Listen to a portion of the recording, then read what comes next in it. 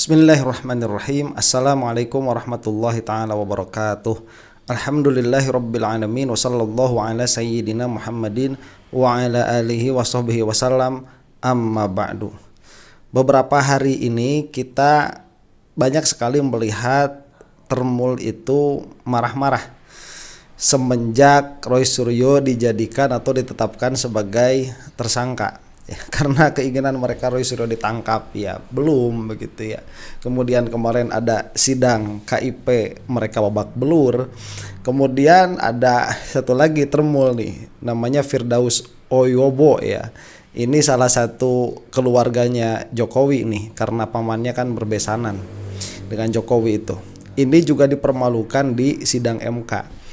Nah, kita akan sering sekali melihat tatkala Termuls ini kalah atau suatu pengadilan tidak berjalan atas keinginan mereka akan marah-marah karena mereka itu sudah terbiasa diuntungkan oleh persidangan. Ya, kita lihat bagaimana Sylvester sampai sekarang belum dieksekusi, kemudian bagaimana Gus Nur gitu ya kemarin sampai di penjara, kemudian beberapa permasalahan yang lain, FPI dibubarkan, kemudian banyak sekali permasalahan yang mana itu menguntungkan Termul karena memang mereka itu dari awal membela Jokowi begitu. Cuman tatkala beberapa keadaan terbalik, mereka itu tantrum ya seperti anak yang sudah mulai disapi itu. Nah, sekarang kita akan menyaksikan dulu dua ini ya. Jadi diketahui oleh kita semua bahwa Gibran itu jadi wakil presiden karena campur tangan pamannya, yaitu sudah jelas, sudah tahu semua itu. Karena campur tangan pamannya dan juga di belakangnya ada campur tangan bapaknya, baik langsung atau tidak langsung. Nah, sehingga mereka itu tatkala melihat MK ini sekarang sudah tidak ada di dalam kekuasaan mereka berupaya sekuat mungkin untuk memasukkan Pak Usman itu masuk lagi kepada jajaran hakim ketua Mahkamah Konstitusi. Nah, ini bisa kita saksikan kewajarannya karena mereka sekarang sudah mulai terlucuti itu satu-satu kekuatannya. Makanya kenapa kemarin kita melihat hakim MK salah satunya yaitu Pak Suhartio ini itu dipermasalahkan oleh Termul. Ini sekarang beberapa hakim MK itu kan dipermasalahkan sama Termul itu. Ya karena memang disinilah salah satu kekuatan Termul di MK ini. Jadi tatkala mereka sudah merasakan kekurangan atau kehilangan cengkramannya, mereka marah-marah. Dan itu terbukti pada sidang yang akan kita saksikan sekarang, si Firdaus Oyobo yang mana dia itu secara fakta adalah keluarganya Jokowi, keluarga besanan begitu ya dengan Jokowi, itu dipermalukan di dalam persidangan ini. Dan di dalam KIP juga kita akan menyaksikan dua video nih nanti yang si Semar marah-marah. Jadi di sini ada Oyobo yang dipermalukan dan si Semar yang marah-marah karena persidangan KIP. Ini kita akan saksikan saja secara langsung ya. Kalian diperkenalkan yang hadir untuk pemohon atau kuasa hukumnya, silakan. Terima kasih majelis. Kami dari pemohon, kami yang pertama di sini ada prinsipal Bapak Firdaus Oyobo di sebelah kami. Silakan berdiri Pak Firdaus. Ini adalah prinsipal Pak. Oke, sebentar ya sebelum dilanjutkan, bagi yang belum tahu permasalahannya, ini Firdaus Oyobo itu diberhentikan atau dicabut izin advokatnya begitu. Itu kalau tidak salah ya. Yang permasalahannya itu berkaitan karena si Oyobo ini naik meja ketika sedang persidangan, itu contempt of court itu ya. Kita teruskan nih. Bentar, Pak Firdaus ini masih advokat? Masih advokat yang mulia. Masih advokat yang mulia. Bukti yang dilampirkan kepada mahkamah, saudara ada pemberhentian dari berita acara sumpahnya dari Mahkamah Agung. Memang sebentar. Pembekuan ya. Memang kemudian saudara membentuk organisasi baru. Ya. Tapi organisasi advokat apakah kemudian serta-merta mengukuhkan kembali Anda sebagai advokat sementara pijakan Anda sumpahnya sudah dicabut Mahkamah Agung? Oke. Itu yang harus perhatikan. Nah sebentar, si Firdaus Oyobo itu kesini ingin mempertanyakan permasalahan itu, pencabutan status advokatnya, tapi datang ke MK pakai baju advokat. Ini akan disuruh untuk dicopot nih dan nggak bisa ngapa-ngapain. Memang si Oyobo itu sudah bukan keluarga kamu itu ya MK sekarang. Satu itu. Yang kedua, kalau hari ini saudara mengajukan permohonan berkaitan dengan norma yang diuji ini yang sudah kami pelajari, kalau Anda masih mengukuhkan diri sebagai advokat, bisa jadi ada persoalan dengan legal standing saudara. Karena saudara bisa mempersoalkan norma ini kalau saudara posisinya pernah sebagai advokat yang kemudian tidak bisa menduduki kembali karena norma ini tidak clear. Karena Anda tidak mendapatkan ruang yang cukup untuk membela diri kalau di permohonan yang saya baca hari ini, yang kami baca hari ini. Itu ada yang mau dijelaskan kepada majelis, silakan. Terima kasih Yang Mulia. Nah sebentar ya, jadi ini permasalahannya apa di dalam MK ini, khusus pada permasalahan ini begitu ya. Saya tidak terlalu yakin permasalahannya ya, cuman secara legal standing begitu kan, setiap orang memiliki hak untuk datang ke MK untuk mempermasalahkan apapun yang berkaitan dengan undang-undang begitu. Nah di sini Oyobo ini ingin mempermasalahkan itu sepertinya, tetapi dia datang memakai baju advokat yang mana status advokatnya itu dipermasalahkan, yang mana apabila itu tetap diteruskan akan terjadi permasalahan di dalam apa-apa yang disampaikan oleh Oyobo, karena statusnya sebagai advokat itu minimalnya disengketakan, minimalnya begitu. Jadi itu permasalahannya, dan ini diminta oleh hakim untuk menjelaskan status kamu itu datang ke sini statusnya sebagai apa begitu ya. Nah supaya tidak ada permasalahan di dalam legal standing yang bersangkutan, ya identitasnya tidak boleh dipermasalahkan begitu. Ini kita lanjutkan dulu. Jadi saya memang benar adanya pembekuan.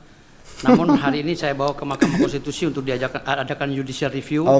Bahwa pembekuan itu tidak sesuai dengan mekanisme yang berlaku di Undang-Undang 18 tahun 2003 Yang Mulia. Dan sebentar, jadi yang dipermasalahkan cuma pembekuannya itu ya. Ya, bahasa saya tadi apa? Pencopotan begitu. Hari ini saya sudah beberapa kali mengirimkan surat kepada Mahkamah Agung dan Pengadilan Tinggi Provinsi Banten, dan jawaban mereka melalui Humas Provinsi Banten menyatakan bahwa saya masih advokat, dan atas perintah lisan Ketua Mahkamah Agung Pak Profesor Soehartoyo, saya tidak diperbolehkan untuk bersidang. Soehartoyo siapa? Pak Sunarto, maaf Yang Mulia. Nah, Pak Soehartoyo itu yang bersangkutan ini Termul sering sekali mempermasalahkan Pak Soehartoyo ini, sering sekali mempermasalahkan, mau diganti, mau dimasukkan lagi sama Pak Usman tuh. Dan kemarin Diana Murni ngomong segala macam di belakang. Memang ada agendanya apa saya belum terlalu masuk ke situ ya, saya tidak terlalu tahu agendanya apa, kok mereka mau mengganti hakim MK itu. Boleh. Ya, tidak boleh bersidang atas perintah lisan melalui humasnya. Makanya oleh karena itu saya menjadi bingung sehingga saya ingin menguji pernyataan lisan dari Profesor. Iya, Anda kan bisa mempersoalkan di normanya, bukan kasus konkretnya. Tapi hari ini kami berdasarkan bukti yang diajukan, saudara ada berita acara sumpah pengangkatan saudara yang dibekukan oleh Mahkamah Agung. Sehingga saudara sudah kehilangan pijakan untuk sementara sampai adanya putusan permohonan ini. Jika nanti permohonan diteruskan, nah oleh karena itu pilihan saudara. Sebentar, kita bilang lebok lah ya, makan tuh kelakuan.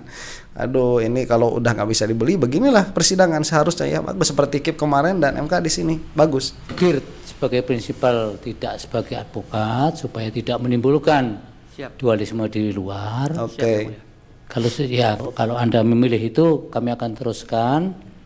Kemudian Pak Firdaus jangan pakai toga dulu. Ya. Silakan diganti di luar, nanti kami dari Pak Firdaus membuka toganya ya, Yang Mulia.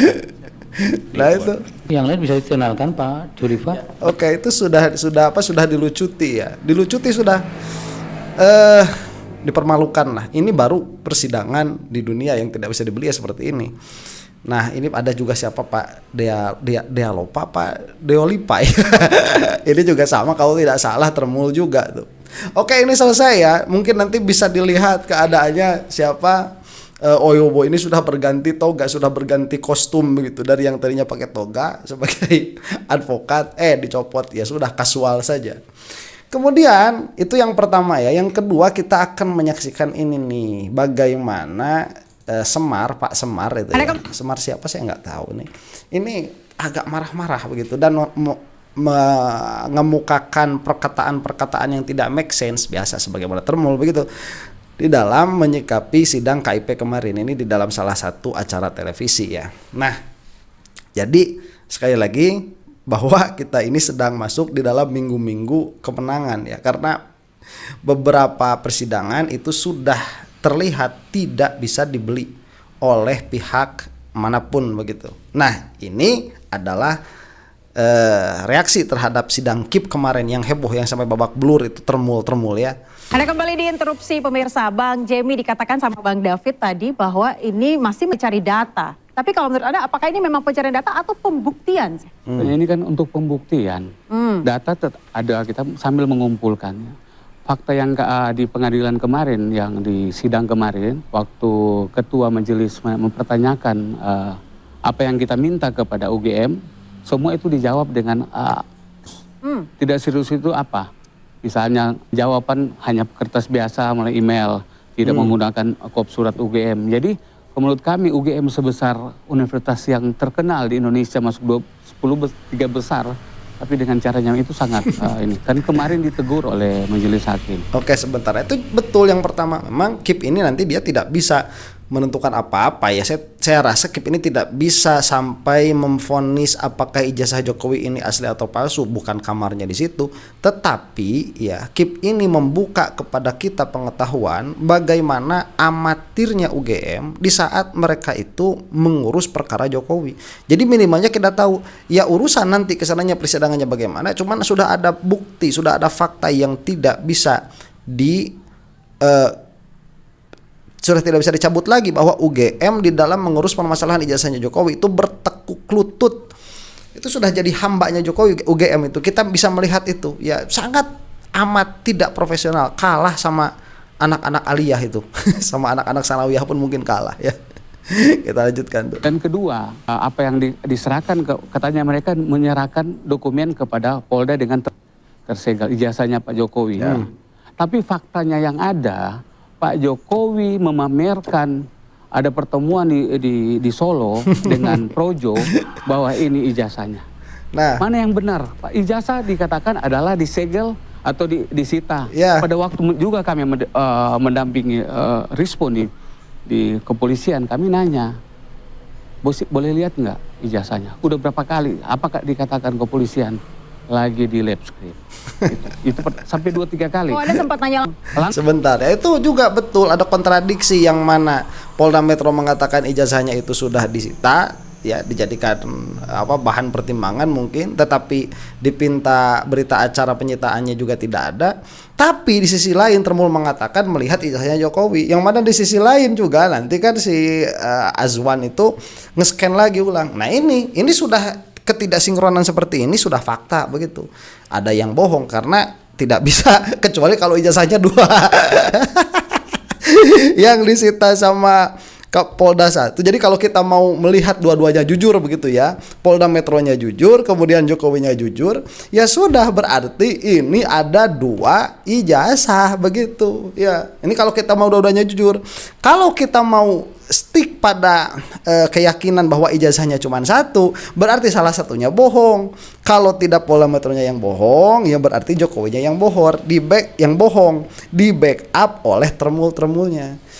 Ya sudah, ini emang gak bisa keluar dari 2 kemungkinan itu. Ya imma ijazahnya 2 atau salah satu di antara keduanya berbohong. Ada kemungkinan ketiga, bisa jadi kalau ijazahnya tidak ada, dua-duanya berbohong. Jokowinya bohong, Polda Metronya bohong. Mau gimana tuh? Urusan nanti kesananya di belakangnya apakah ijazah Jokowi itu pada akhirnya di hadapan hukum asli atau tidak. Ini fakta sudah tidak bisa dicabut lagi. Ya, ngeri kan? Ya nggak juga sih. Udah biasa kita Indonesia begitu, mau gimana lagi. Langsung, karena saya waktu mendampingi Rismon langsung. Terus kedua, ada berita acara penerimaan. Oh ya ada, tapi kami tidak bisa. Padahal itu hak. Makanya kami akan minta juga di KIP ini untuk hak kami untuk mendapatkan surat tanda terima.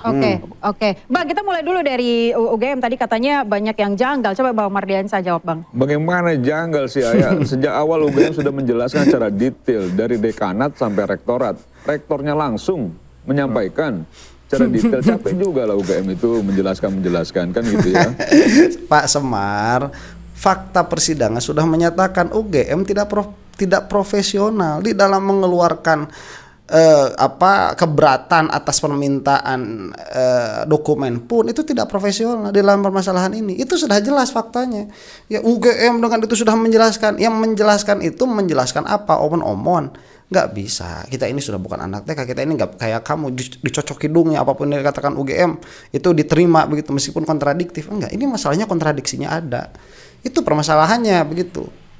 Jadi maksud saya jangan juga akhirnya seolah-olah bahwa UGM itu juga bagian yang coba membatasi teman-teman untuk mendapatkan informasi itu enggak. Nah kalau kita bicara soal menghargai instansi, institusi, sudah sabar sedikit. Sebentar ya. Gimana kita tidak melihat itu UGM itu dengan sengaja menjegal orang-orang yang menginginkan ijazahnya Jokowi untuk diperlihatkan? Bagaimana tidak?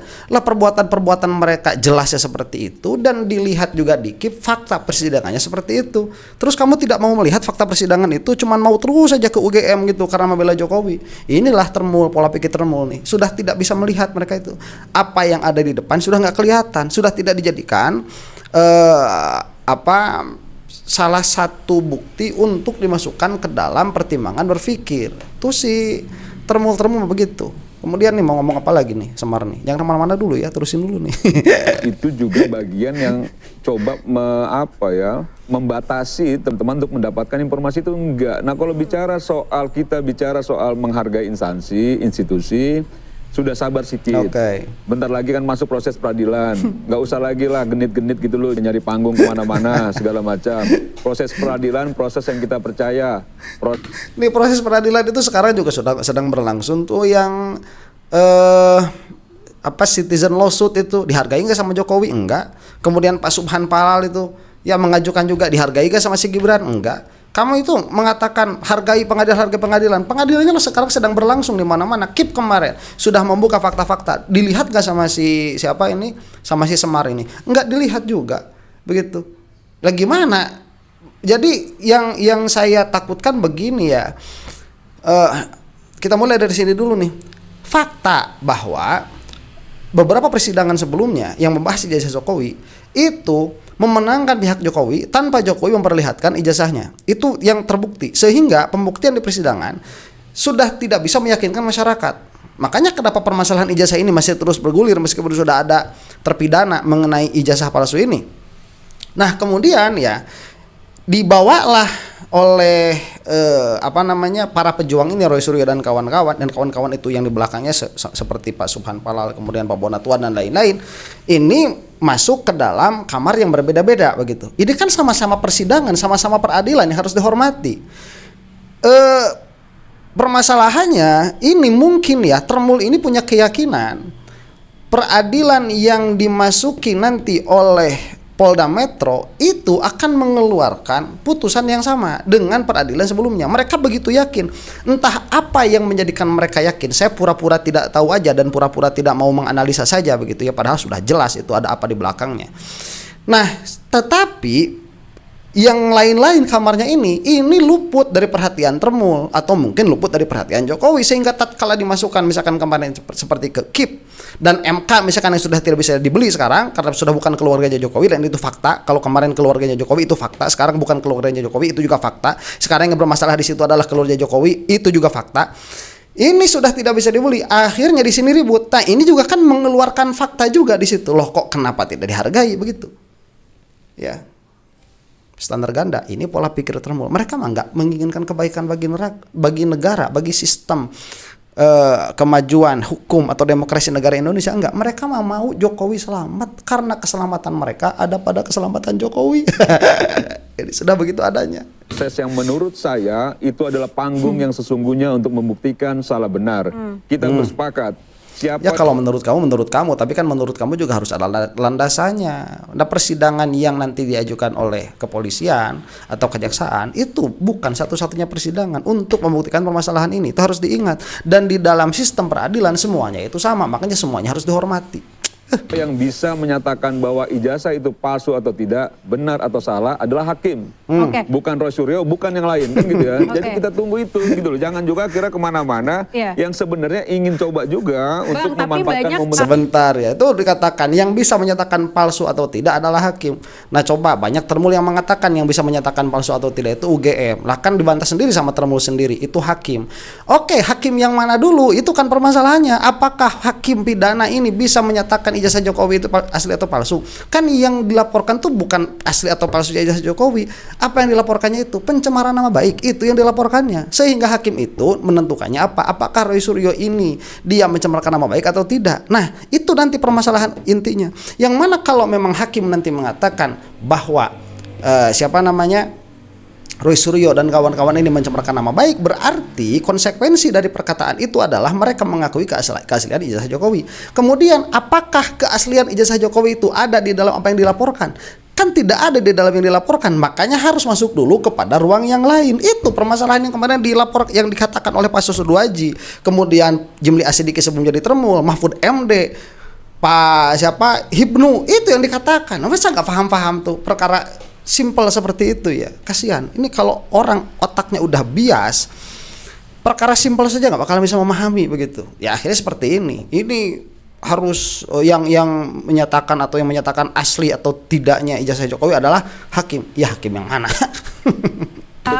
Jadi banyak ahli pakar yang mengatakan bahwa ini kan kasusnya adalah fitnah begitu, pencemaran nama baik Iya. gitu ya. Tapi banyak juga publik yang menuntut terkait dengan penjelasan yang lebih komprehensif dari UGM. Ya kan Betul. sudah dijelaskan sebenarnya kalau menurut saya gitu oleh Sudah UGM. terjelaskan dengan baik harusnya ya. Iya. Sebentar ya, penjelasan mereka itu tidak jelas. Ya di mana kejelasan-penjelasan mereka banyak yang bertabrakan dengan hukum, malah surat menyurat pun mereka tidak mampu dan tidak layak untuk melakukan surat menyurat di dalam permasalahan ini. Apalagi gitu loh yang mau dicari informasi yang dijelaskan oleh Oke. UGM. Ijazah sekarang begini.